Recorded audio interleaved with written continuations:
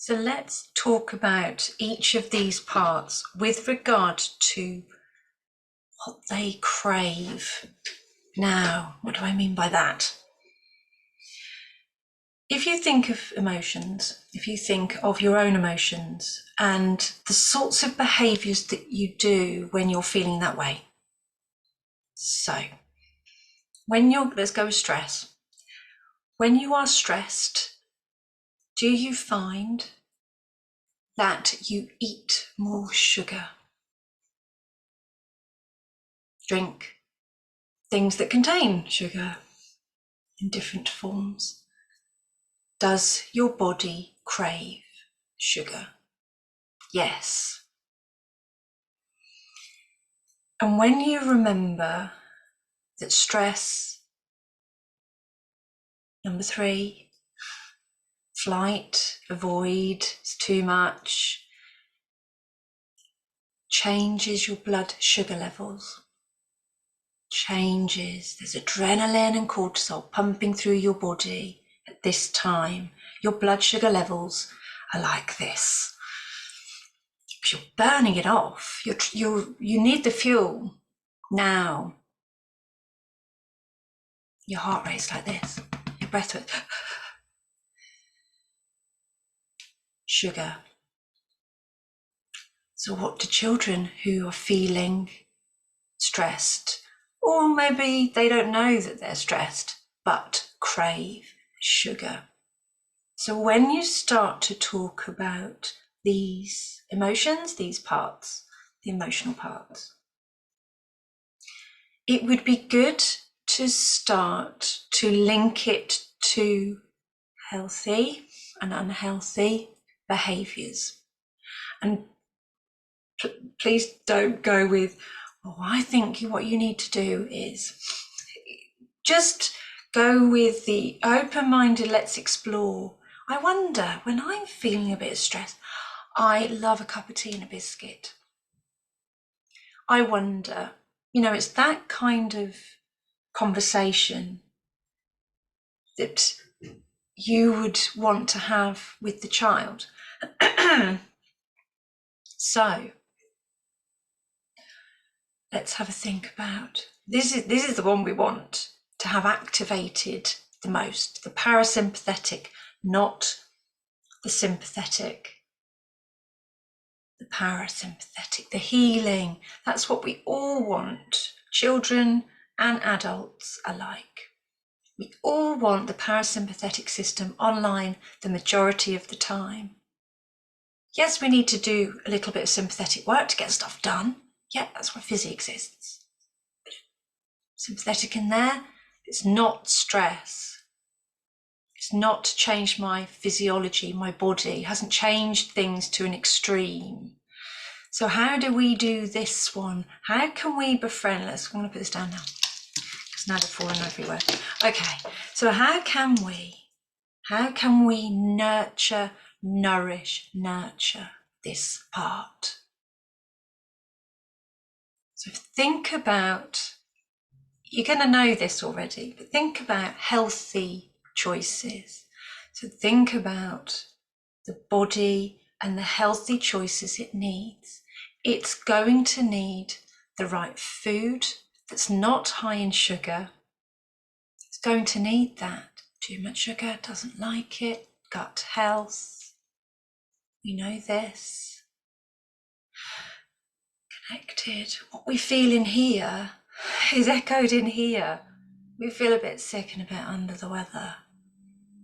Yeah, we can't do anything, can we? So let's think about how we can nurture with the food that we eat. For children, an awareness of the selection of foods that they eat and how they can activate it, they can strengthen it. So then you start to look at ways that can help. Sleep. Tricky. When you're this, sleep is hard. There's so much adrenaline pumping in your system. And if you've been stressed all day, you've got hours for it to be processed. out of the body. So sleep heals that cortisol and adrenaline. It will heal. That's what melatonin's all about. So let's not talk about sleep right now, but sleep, food, water, hydration, essential for movement and flow, activating the parasympathetic, not having too much of those toxins, that's adrenaline and cortisol, being stuck in the system, movement. When you look at the ideas in the vagus nerve exercises, which is on the site, those tiny movements, those points that you can stimulate, massage, those points activate the parasympathetic, forcing, strengthening it to come online. And the stronger this becomes, the more resilient, tricky word that one, more able we are to tolerate this. We have more capacity to tolerate a little bit of stress. Yeah, feeling a bit stressed, but I know how to go back to this. Drinking water, eating well, movement, vagus nerve exercises, breath work, all of the things in the toolbox, all of those things. Tapping, breath work, mindfulness, visualizations, bilateral work, bilateral butterfly hug, very soothing, activates what it needs to activate, releases what it needs to release. But remember, this has to come out, and it comes out. Breath. So how can we do that? Breath work and exercise. Comes out with sweat. It's a toxin in the body. Comes out, sweat it out. Let's run, jog, move.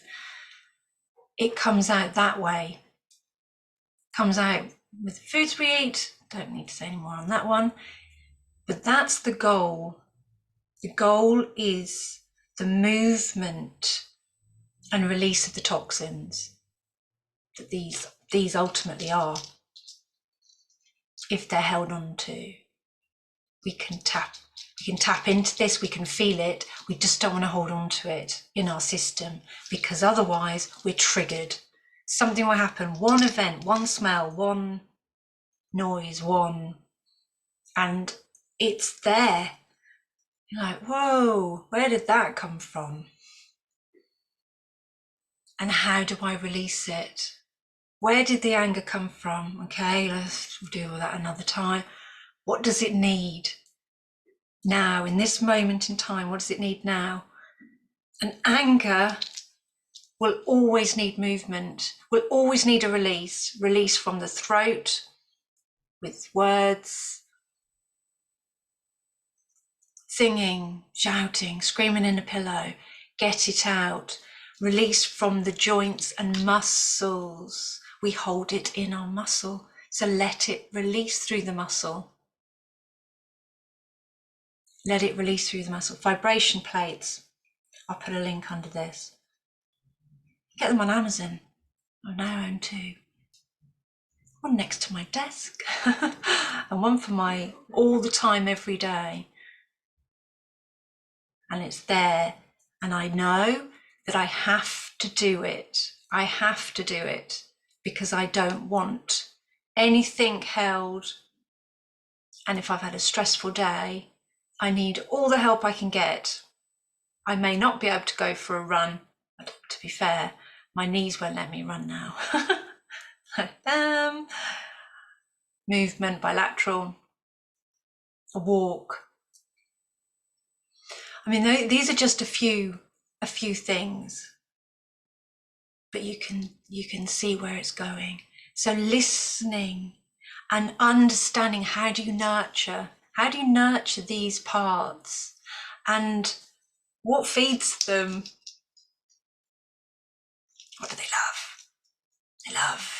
They love a bit of drama, don't they? Oh, they love a bit of adrenaline, or they love a bit danger, or they love us to do things we shouldn't do. But they love it. They love it because it feeds the body what it's used to. And if it's used to adrenaline, stress, it's used to it, it'll want it more and more and more. And when they start to recognize and understand and listen to these parts of themselves, the younger child is going to need the adult to help. The older we get, the more responsible we need to be of our own decisions. But seeing it as the nervous system is really helpful. This is your nervous system. This part of your nervous system is online now.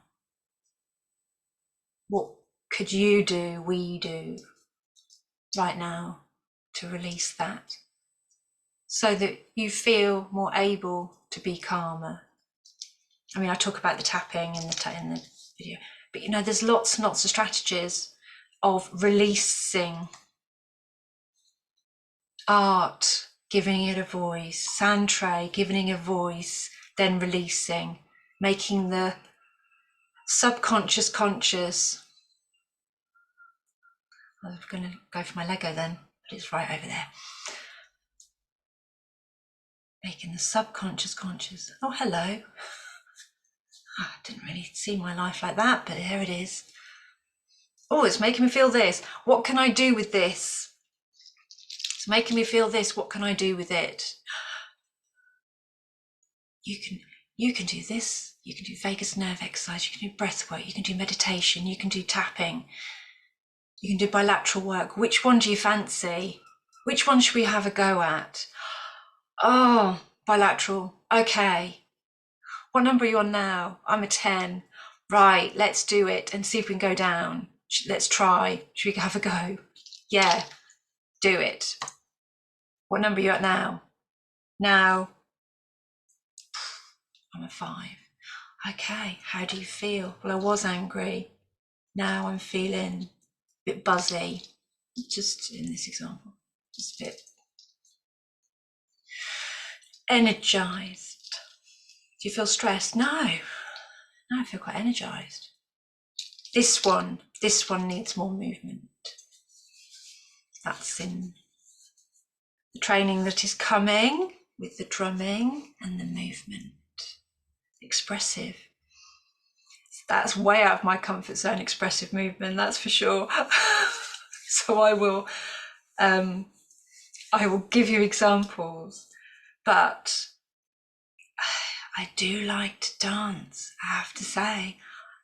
Stand up and be a tree and wave with the with the wind flowing through your leaves, pretend, Tracy.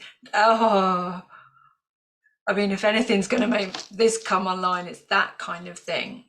But put headphones on and listening to some old tracks, and I'm back there in that space. Does it matter how you move? No, I'm not going to be a tree in the wind, but I will listen to that music and I will do it that way. And if I know the why, and I don't want to hold on to the stress of the day and whatever's come in, that I got to let go, otherwise it will be stored. And I'm like, no more, not storing it anymore. I'm not having it for my future self to be triggered by again. No, it ends now, and that's my responsibility. And when we're helping children, we're giving them their power back. We're giving them their power. They're not to be helpless in life. We give them their power back by understanding who they are, each of their parts, by attuning to what it's asking for and giving them the tools. There are lots and lots of tools. There are lots of tools because the different parts of us like to hear in different ways. And sometimes, especially sadness needs movement. Sadness is slow at the beginning, but when you start to go down the ladder, when you go down this ladder, you'll see the child, you'll see a change, and then you're like, right, let's put some music on, let's move, let's dance, let's drum, let's get this. We were here, now let's get it out, let's get this out. Right? And in no time, it is no time, I've seen it in 20 minutes, going from feeling nothing to feeling and smiles. Will that trigger come back? Maybe. But if we try again and again and again to release, and we try again and again, and we teach the child the skill of listening to that sadness, not running away from it, knowing it needs a time to be released and to be honoured and to be validated and to be accepted, and listen to it and give it permission. Thank you. Thank you for trying to keep me safe. Thank you. But I don't want to feel it now. That happened then. Don't want to feel it now. I hope that's been helpful. All right. Thank you for watching. Take care.